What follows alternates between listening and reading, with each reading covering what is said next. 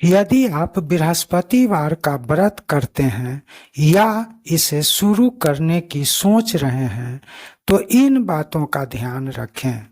व्रत की शुरुआत शुक्ल पक्ष के प्रथम गुरुवार से करें तो हमेशा आपका व्रत निर्विघ्न पूरा होता रहेगा। यदि आप मनोवांछित फल चाहते हैं तो बृहस्पतिवार को स्नान आदि करने के बाद पीला वस्त्र धारण करें और केले के पेड़ को जल अर्पित करने के बाद धूप दीप जलावें। फिर पीला पुष्प, गुड़, चने के दाल, मुनक्का का भोग लगावें। पेड़ के पास कम से कम 11 बार ओम ब्रीम बृहस्पत्याय नमः का जाप कर लें। बृहस्पति देव को प्रणाम करके क्षमा याचना कर लें। उसके बाद अपने पूजा स्थल यानी मंदिर में जाकर आसनी पर पूरब मुख करके बैठ जाएं। भगवान विष्णु को पीला पुष्प, धूप दीप एवं चने के दाल, गुड़, मुनक्का आदि का भोग लगावें। साथ में 1 गिलास में जल भरकर उसमें शक्कर या गुड़ मिलाकर अमृत तैयार करें और उस अमृत को भी भगवान विष्णु को अर्पित करें। इसके बाद ही कथा पढ़ें या सुनें। कथा के समय बीच में न उठें और ना ही किसी से बात करें। कथा समाप्त करने के बाद बृहस्पति देव की आरती करें। आचमन कराकर स्वयं भी प्रसाद और अमृत ग्रहण करें और पूरे परिवार में बांटे भी। व्रत प्रत्येक बृहस्पतिवार को अवश्य करें। व्रत के दिन पीला भोजन बिना नमक के करना बहुत शुभ होता है, वो भी 1 ही बार। व्रत के दिन पीला वस्त्र पहनना शुभ होता है। इस दिन नगद पैसा देने से बचें। काला या नीला वस्त्र धारण ना करें। केले का सेवन किसी रूप में ना करें। साधु संतों और पक्षियों का अपमान ना करें। कपड़े सिलाई करने से बचें। पूजा का सामान नहीं खरीदें। बाल नाखून नहीं काटें। तामसी भोजन नहीं करें। खिचड़ी नहीं खाएं। फास्ट फूड नहीं खाएं। हरी मूंग या इसका दाल नहीं खाएं। किसी का भी अपमान नहीं करें। यदि आप बृहस्पतिवार के व्रत में इन छोटी छोटी बातों का ध्यान रखेंगे तो आप शीघ्र ही मनोवांछित फल प्राप्त कर लेंगे। दोस्तों, मैं हूं NP सुशील और आप इस वक्त देख रहे हैं अपना पसंदीदा चैनल नागा 3AM @333। दोस्तों, यदि आपकी इच्छा हो तो वीडियो को लाइक, शेयर, कमेंट कर सकते हैं और चैनल को सब्सक्राइब करके इसे ग्रो करने में अपना योगदान कर सकते हैं। अब कथा सुनते हैं। अथ श्री बृहस्पतिवार व्रत कथा। भारतवर्ष में एक प्रतापी और दानी राजा राज्य करते थे। वह नित्य गरीबों और ब्राह्मणों की सहायता किया करते थे। यह बात उनकी रानी को अच्छी नहीं लगती थी। वह न ही गरीबों को दान देती, न ही भगवान का पूजन करती थी और राजा को भी दान देने से मना करती थी। एक दिन राजा शिकार खेलने वन को गए हुए थे। रानी महल में अकेली थी। उसी समय बृहस्पति देव साधु वेश में राजा के महल में भिक्षा के लिए गए और भिक्षा मांगी। रानी ने भिक्षा देने से इनकार किया और कहा, हे साधु, मैं तो दान पुण्य से तंग आ गई हूँ। मेरा पति सारा धन लुटाते रहते हैं। मेरी इच्छा है कि हमारा धन नष्ट हो जाए, फिर न रहेगा बांस न बजेगी बांसुरी। साधु ने कहा, हे देवी, तुम तो बड़ी विचित्र हो।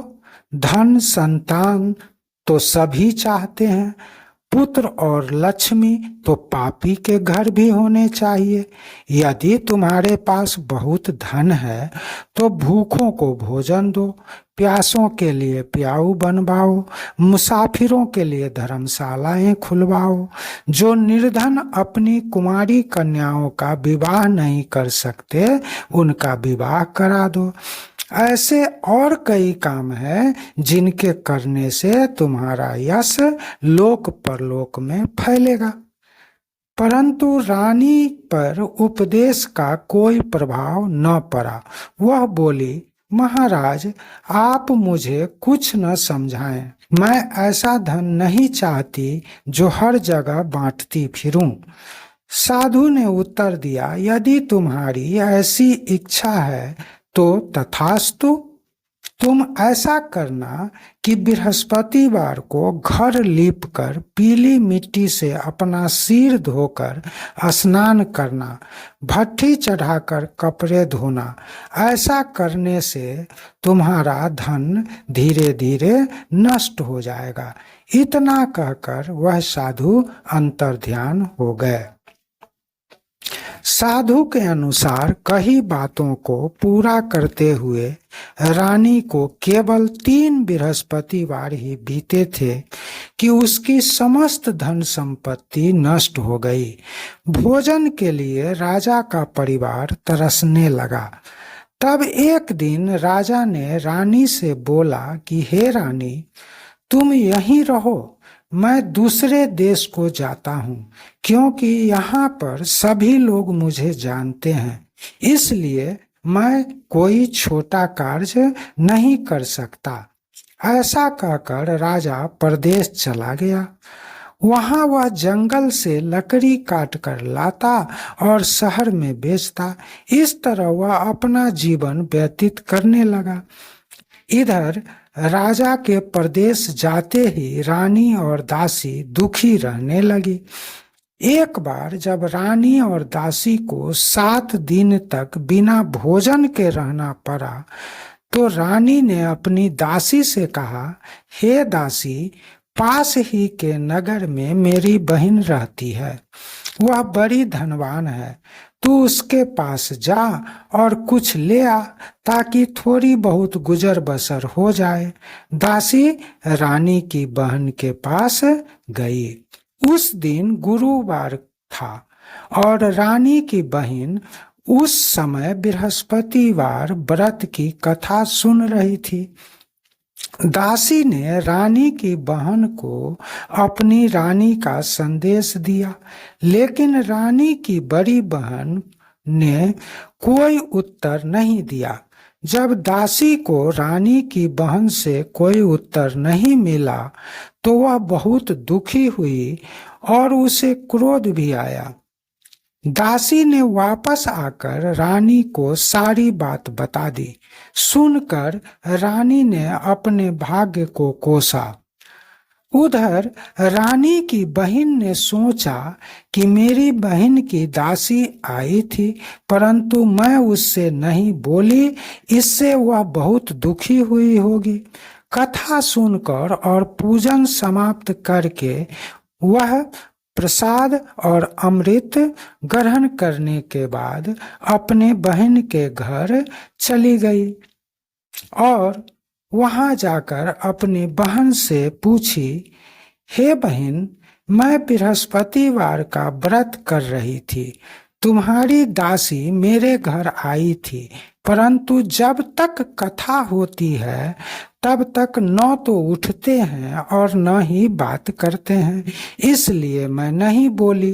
कहो दासी क्यों गई थी? रानी बोली, बहन तुमसे क्या छिपाऊं, हमारे घर में खाने तक को अनाज नहीं है। ऐसा कहते कहते रानी की आंखें भर आई। उसने दासी समेत पिछले 7 दिनों से भूखे रहने तक की बात अपनी बहन को विस्तार पूर्वक सुना दी। रानी की बहन बोली, देखो बहन, भगवान बृहस्पति देव सबकी मनोकामना को पूर्ण करते हैं। देखो, शायद तुम्हारे घर में अनाज रखा हो। पहले तो रानी को विश्वास नहीं हुआ, पर बहन के बार बार आग्रह करने पर उसने अपनी दासी को अंदर भेजा। उसे सचमुच अनाज से भरा एक घड़ा मिल गया। यह देखकर दासी को बड़ी हैरानी हुई। दासी रानी से कहने लगी, हे रानी, जब हमको भोजन नहीं मिलता है तो हम व्रत ही तो करते हैं, इसलिए क्यों न इनसे व्रत और कथा की विधि पूछ ली जाए ताकि हम भी व्रत कर सकें। तब रानी ने अपनी बहन से बृहस्पतिवार व्रत के बारे में पूछा। उसकी बहन ने बताया, बृहस्पतिवार के व्रत में चने की दाल और मुनक्का से भगवान विष्णु और बृहस्पति देव को केले की जड़ में पूजन करें तथा दीपक जलाएं, व्रत कथा सुने और पीला भोजन ही करें। इससे बृहस्पति देव प्रसन्न होते हैं। व्रत और पूजन विधि बताकर रानी की बहन अपने घर को चली आई। 7 दिन के बाद जब गुरुवार आया तो रानी और दासी ने व्रत रखा। घुड़साल में जाकर चना और गुड़ लेकर आई। फिर उससे केले की जड़ तथा विष्णु भगवान का पूजन किया। अब पीला भोजन कहाँ से आए? इस बात को लेकर दोनों बहुत दुखी थे। चूंकि उन्होंने व्रत रखा था, इसलिए बृहस्पति देव उनसे प्रसन्न थे। इसलिए वे एक साधारण व्यक्ति का रूप धारण कर 2 थाली में सुंदर पीला भोजन दासी को दे गए। भोजन पाकर दासी प्रसन्न हुई और फिर रानी के साथ मिलकर भोजन ग्रहण की। उसके बाद से वे सभी गुरुवार को व्रत और पूजन करने लगी। बृहस्पति भगवान की कृपा से उनके पास फिर से धन संपत्ति आ गई, परंतु रानी फिर से पहले की तरह आलस्य करने लगी। तब दासी बोली, देखो रानी, तुम पहले भी इस प्रकार आलस्य करती थी। तुम्हें धन रखने में कष्ट होता था, इस कारण सभी धन नष्ट हो गया। और अब जब भगवान बृहस्पति की कृपा से धन मिला है तो तुम्हें फिर से आलस्य होता है।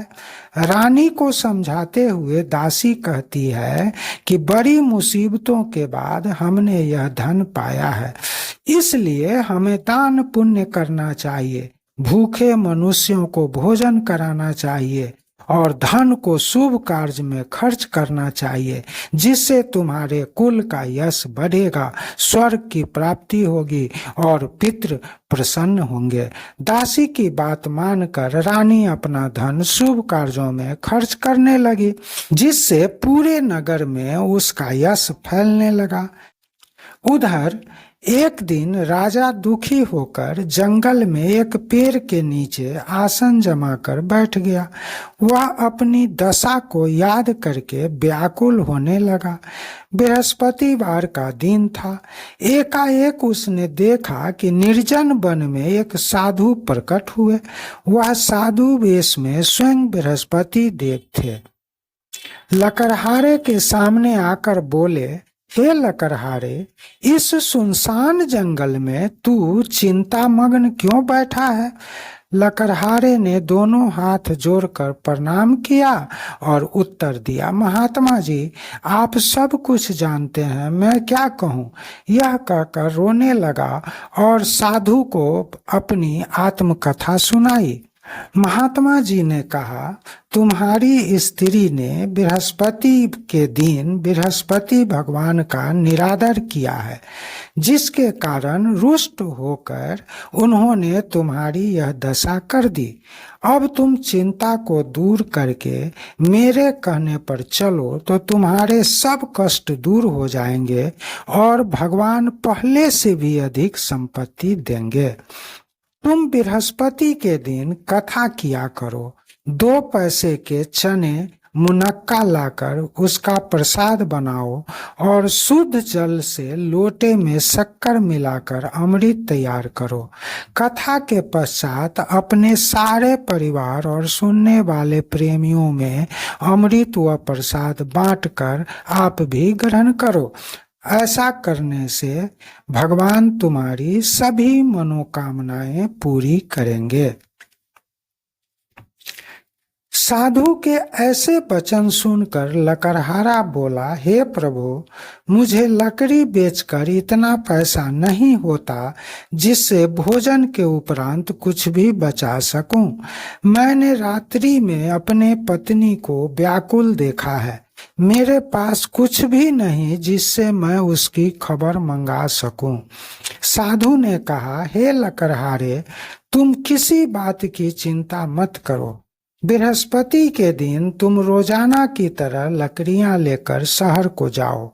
तुमको रोज से दुगुना धन प्राप्त होगा, जिससे तुम भली भांति भोजन कर लोगे तथा बृहस्पति देव की पूजा का सामान भी आ जाएगा। इतना कहकर साधु अंतर्ध्यान हो गए। धीरे धीरे समय व्यतीत होने लगा। फिर बृहस्पतिवार का दिन आया।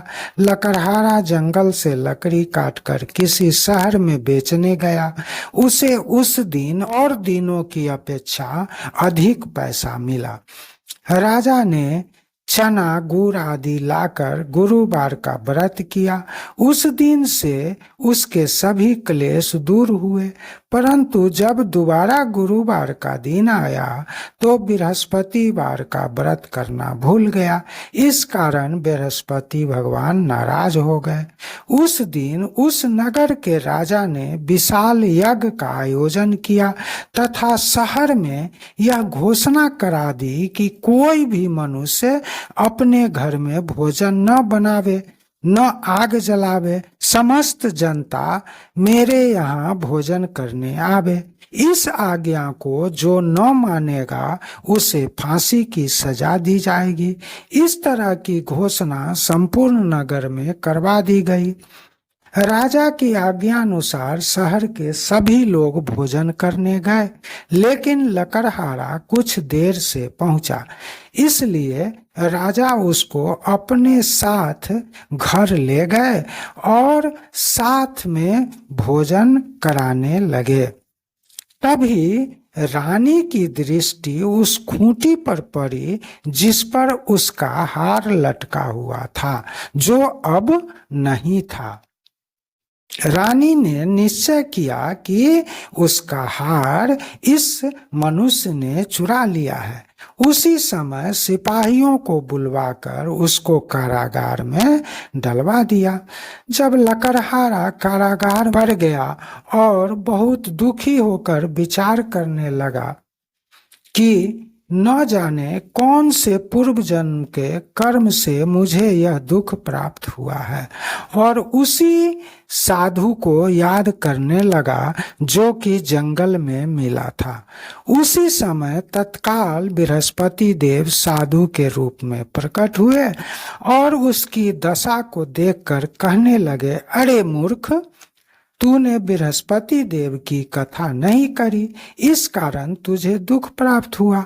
अब चिंता मत कर। बृहस्पतिवार के दिन कारागार के दरवाजे पर 4 पैसे पड़े मिलेंगे। उनसे तू बृहस्पति देव की पूजा करना, तेरे सभी कष्ट दूर हो जाएंगे। बृहस्पति के दिन उसे 4 पैसे मिले। लकड़हारे ने कथा कही। उसी रात्रि को बृहस्पति देव ने उस नगर के राजा को स्वप्न में कहा, हे राजा, तुमने जिस आदमी को कारागार में बंद कर दिया है वह निर्दोष है, वह राजा है, उसे छोड़ देना। रानी का हार उसी खूंटी पर लटका हुआ है।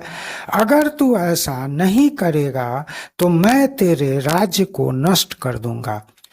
इस तरह रात्रि के स्वप्न को देखकर राजा प्रातः काल उठा और खूंटी पर हार देखकर लकड़हारे को बुलाकर क्षमा मांगी तथा लकड़हारे को योग्य सुंदर वस्त्र आभूषण देकर विदा कर दिया। बृहस्पति देव की आज्ञा अनुसार लकड़हारा अपने नगर को चल दिया। राजा जब अपने नगर के निकट पहुंचा तो उसे बड़ा आश्चर्य हुआ। नगर में पहले से अधिक बाग, तालाब, कुएं, बहुत सी धर्मशालाएं, मंदिर आदि बन गई हैं। राजा ने पूछा, यह किसका बाग और धर्मशाला है? तब नगर के सब लोग कहने लगे, यह सब रानी और बांदी के हैं। तो राजा को आश्चर्य हुआ और गुस्सा भी आया।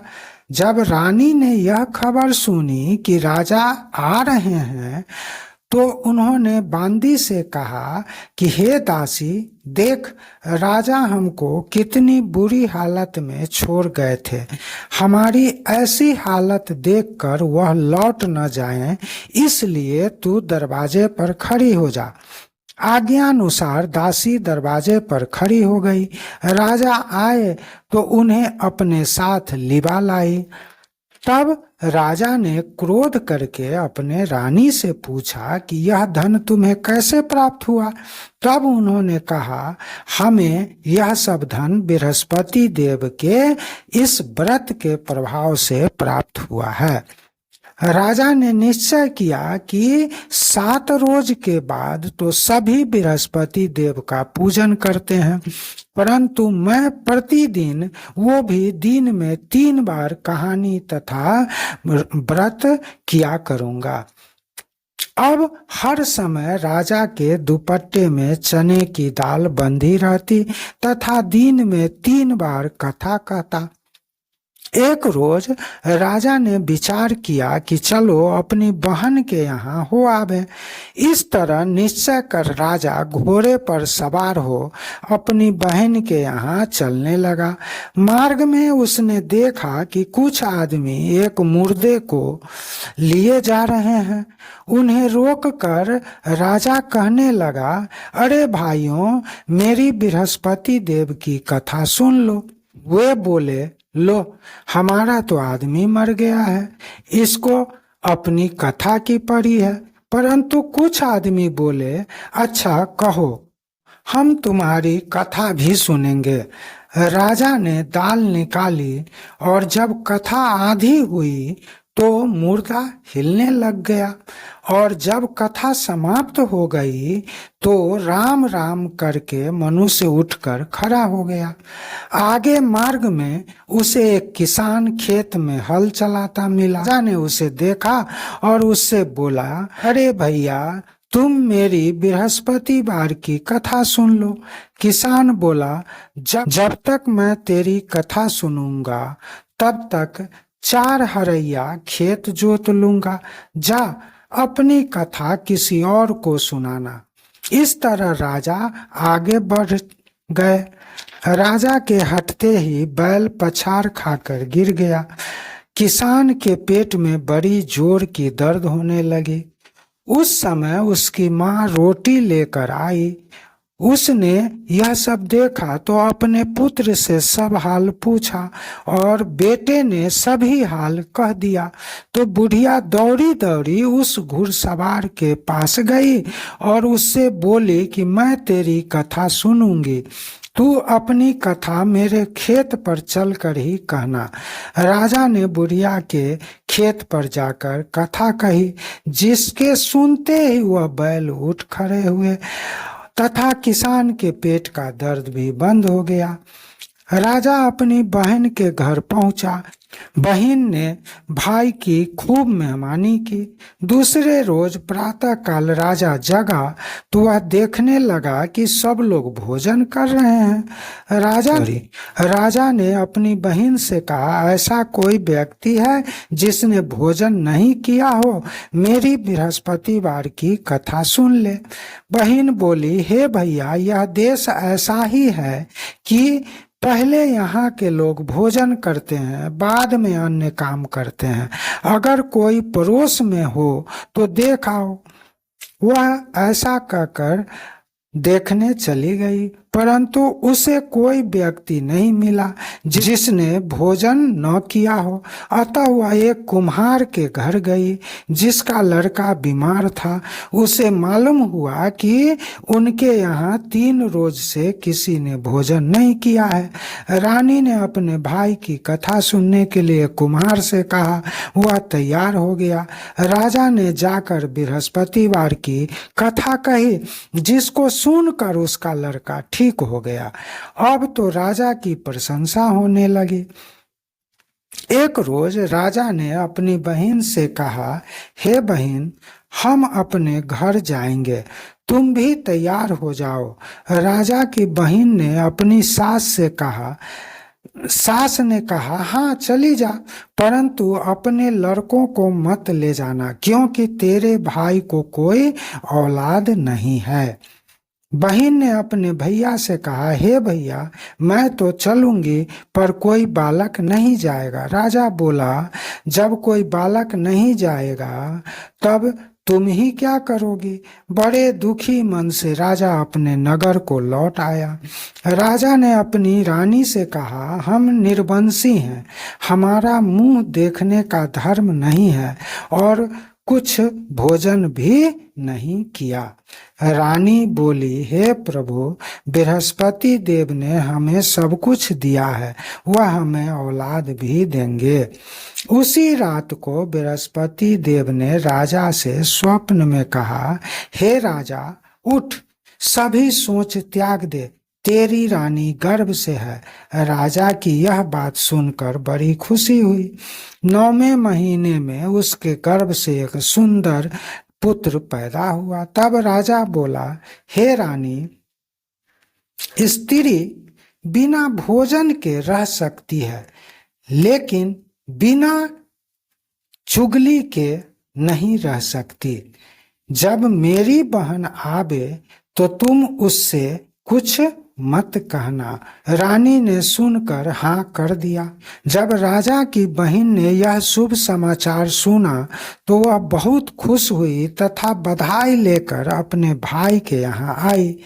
तभी रानी ने कहा, घोड़ा चढ़कर तो नहीं आई, गधा चढ़ी आई। राजा की बहन बोली, भाभी, मैं इस प्रकार न कहती तो तुम्हें औलाद कैसे मिलती? बृहस्पति देव ऐसे ही हैं, जैसे जिसके मन में कामनाएं हैं सभी को पूर्ण करते हैं। जो सद्भावना पूर्वक बृहस्पतिवार का व्रत करता है एवं कथा पढ़ता है या सुनता है, दूसरों को सुनाता है, बृहस्पति देव उसकी सभी मनोकामनाएं पूर्ण करते हैं। बोलो बृहस्पति भगवान की जय। भगवान बृहस्पति देव उसकी सदैव रक्षा करते हैं। संसार में जो मनुष्य सद्भावना से भगवान जी का पूजन व्रत सच्चे हृदय से करते हैं, उनकी सभी मनोकामनाएं पूर्ण करते हैं। जैसी सच्ची भावना से रानी और राजा ने उनकी कथा का गुणगान किया तो उनकी सभी इच्छाएं बृहस्पति देव जी ने पूर्ण की थी। इसलिए पूर्ण कथा सुनने के बाद प्रसाद लेकर जाना चाहिए। हृदय से उसका मनन करते हुए जयकारा बोलना चाहिए। बोलो बृहस्पति देव की जय, भगवान विष्णु की जय। दोस्तों, इसी के साथ बृहस्पतिवार का व्रत कथा समाप्त होता है।